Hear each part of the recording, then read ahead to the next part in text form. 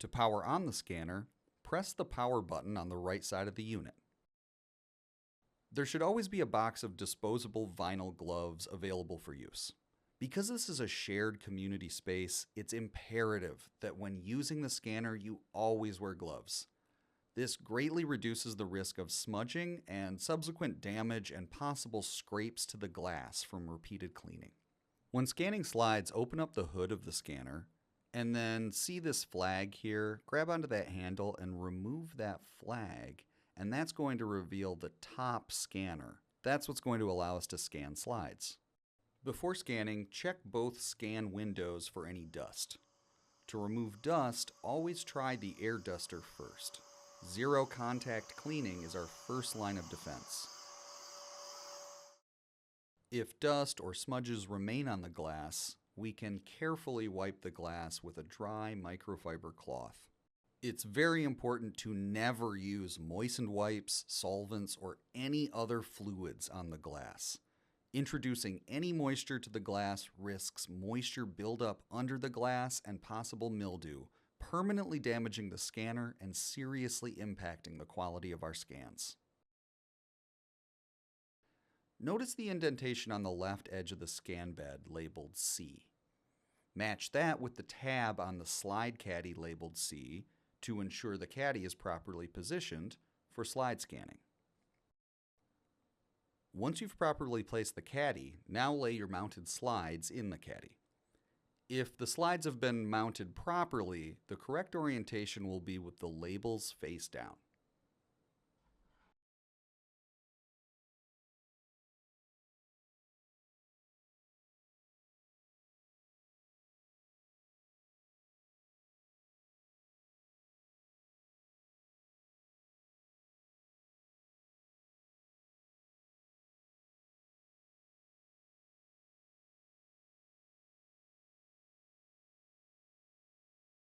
Once you're logged into the Mac, go down to the taskbar and click VueScan. The default tab in VueScan is the Input tab. Let's take a quick look at some of the pertinent settings here.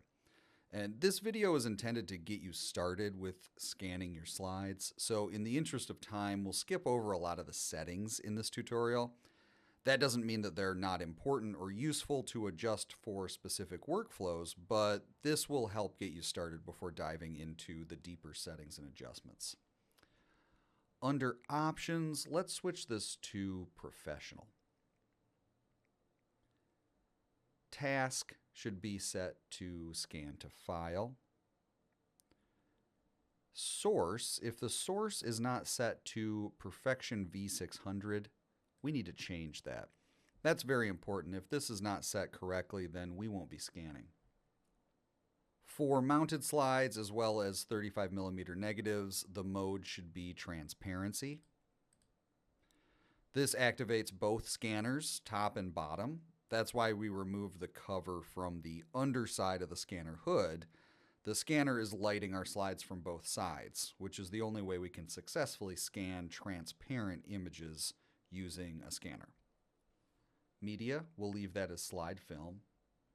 These three we can leave. Scan from preview, we want to leave that deselected. Preview resolution is auto, that's fine. And then scan resolution. This is something to consider. This is one of the most important settings for choosing the size and detail of your scanned images. DPI stands for dots per inch, so a higher DPI captures more detail. And this is critical for film, where our source is a very small physical image, but it's packed with detail.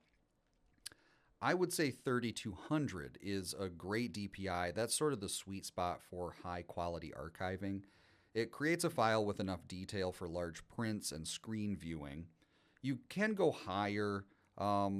The highest optical resolution of this Epson is 6400. If you go lower, say 1600 or down to 800, that's going to massively reduce the file size of your scans because it will directly be reducing the quality of your images. You can go lower in size, especially for sharing images if a main factor for you is simply sharing your images online or with other folks digitally. For me, I don't ever want to rescan these slides. I want good archival quality scans of these to archive. So I'm going with 3200 DPI. Auto flip and rotation, we'll leave those from now. Auto skew, that's fine, deselected. We won't check mirror for now. And all of these, everything here we can leave for now. We do want to change the default folder. This is where our scans will save. Let's click this at button and create a new folder on the desktop. Under TIFF file name, this is where we can set a naming convention for our scans. On the front half of it, let's call this what the collection is for our slides. For instance. Then if I want VueScan to automatically assign today's date to these scans, I can tell it that by giving it a year convention.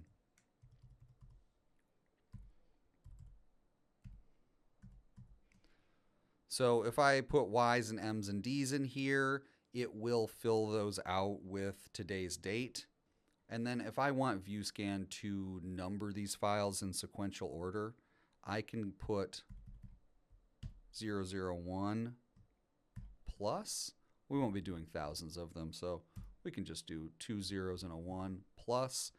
VueScan will understand this to mean number my files in sequential order as I scan them. This is just a nice, easy way to set up VueScan to organize your files as you scan them. We'll click Save. Now let's take a quick look at the Output tab. See where TIFF file is selected here. If we deselect that, we'll see some other options. For today, the two we'll talk about are TIFF and JPEG. TIFF is a professional image file. It's uncompressed and it saves all the information from your scan. It's the best file format to use for the highest quality scans, and it's critical if you ever plan to do any post-production or digital editing or adjusting to your scans. The downsides to TIFF are they are very large files. They will likely be upwards of 70 or 80 megabytes or more per image with our settings today. And TIFF is also not a universally recognized file. Not all software or devices are able to open a TIFF file. It's a more professional archive grade file, and it's also an ideal file for printing. If you take your digital files to a professional printer, you will get the best quality prints from a TIFF file.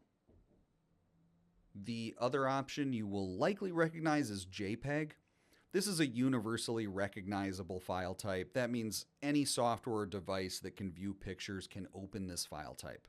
It's also a very small file relative to TIFF because it's a highly compressed file. It might end up being 1/10 the size of a TIFF. It's also what we consider a finished file. It's not well suited for any type of editing or adjusting after the fact. But if your goal with your scans is to share your scans digitally, upload to the web or email or text, or only use or view them digitally, and you'll never print them or make any edits or adjustments to them digitally, then JPEG will prove to be an easier file type to work with and share. Today, I'm going to stick with TIFF for the highest quality. The other big consideration on this page is the TIFF file type. This is your color bit depth. 24-bit RGB is the default, but I don't love that. I would recommend using 48-bit RGB if you're working with TIFF, especially if you intend to do any editing or adjustments to the exposure of your images after the fact or to the color. 48-bit gives you trillions of colors, and 24-bit is millions of colors. That's a huge difference. It will also make a big difference in your file size. 48-bit is going to be a much larger file, but it is absolutely worth it for the quality. Now, remember we talked about DPI, or dots per inch, on the Input tab.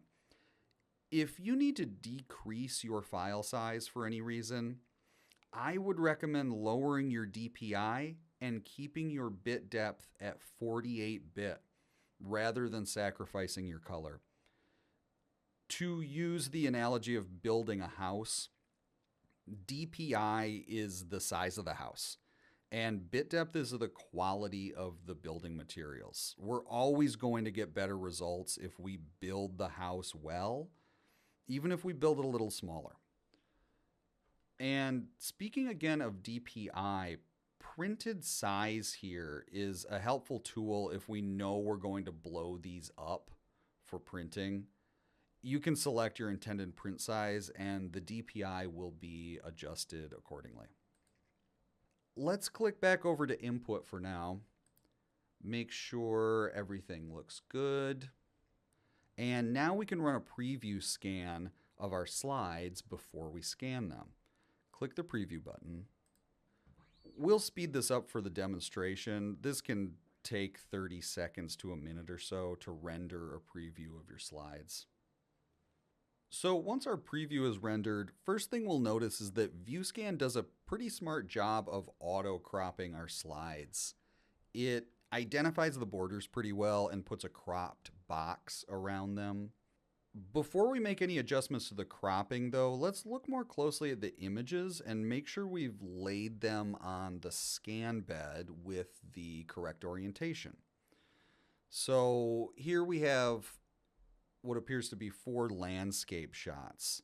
2 of these we can tell from the previews are the correct landscape orientation, though they appear to be upside down. And then 2 of them look like they ought to be portrait orientation. We can adjust the orientation with these circular arrow buttons. These will reorient our images 90 degrees in either direction. So this first one here, I need to flip this 180, so I'll do 90 degrees twice. Same with this one. If we can't quite tell from the preview, we can select an image and click over to the cropped area to see a larger view of this preview. Now I can tell for sure, yes, this image is on its side. It needs to be rotated 90 degrees to the left. Same with this one. It looks like the CN tower. This one needs to be rotated 90 degrees to the right. And there we go. This one looks good. Now, let's go back to this one for a minute. Now, with this one, we can really tell if the slide has been placed on the bed with the correct orientation because we have text on the screen. For this demonstration, we've laid this slide on backwards. This is flipped horizontally, so we're seeing it from the wrong direction. We're seeing it from behind.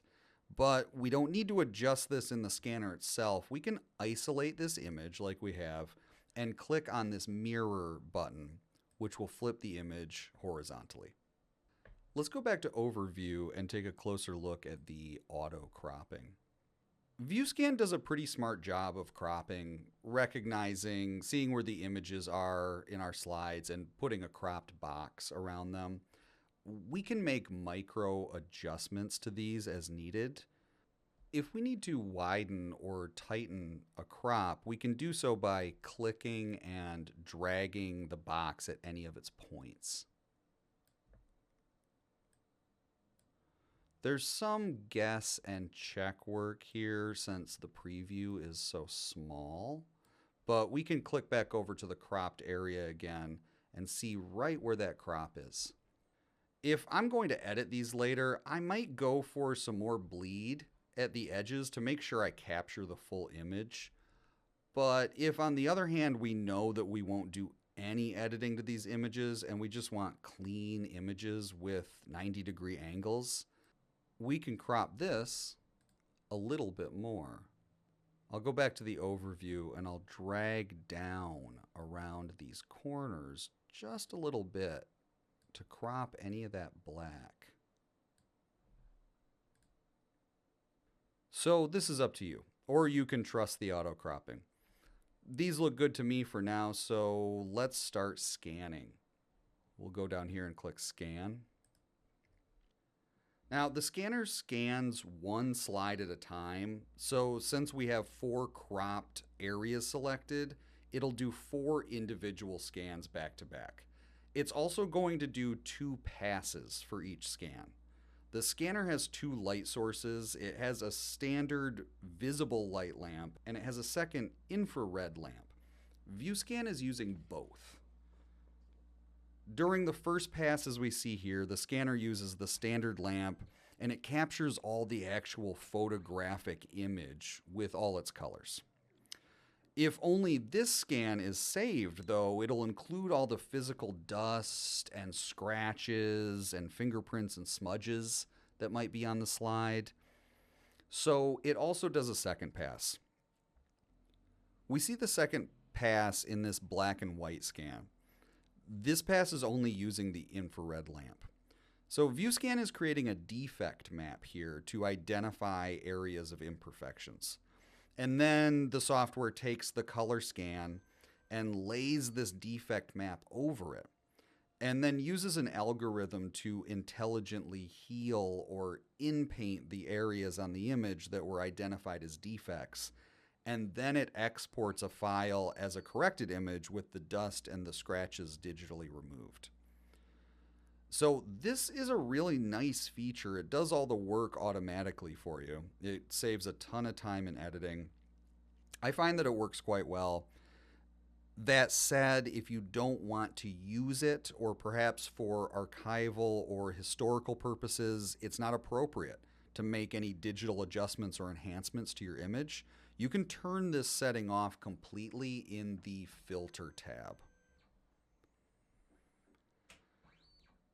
And we're speeding these up to quickly get through the rest of these scans. You can expect at this quality setting, each scan will take at least a couple of minutes to do.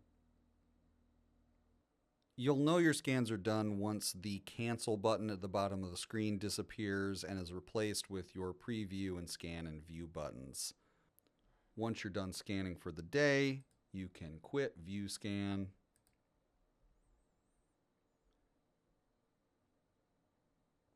Then you'll find your folder where you saved your scans right on the desktop. Let's open that folder and spot check our scans.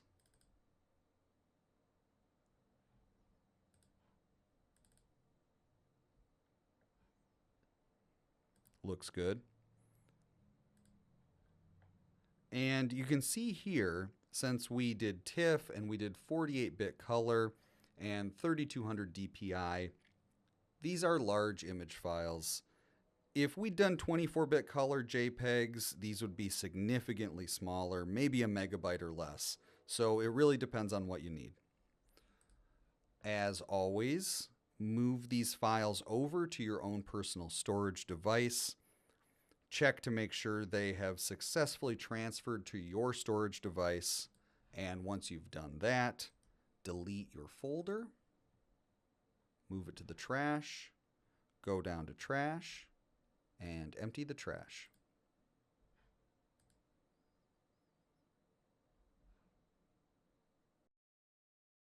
When you're done scanning this batch of slides, first lift the caddy from the scan bed, then carefully lift each slide from the scan bed.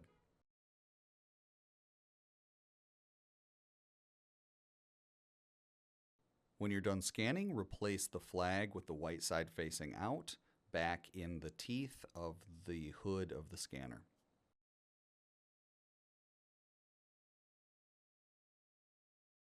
When you're finished using the scanner, remember to power the unit down.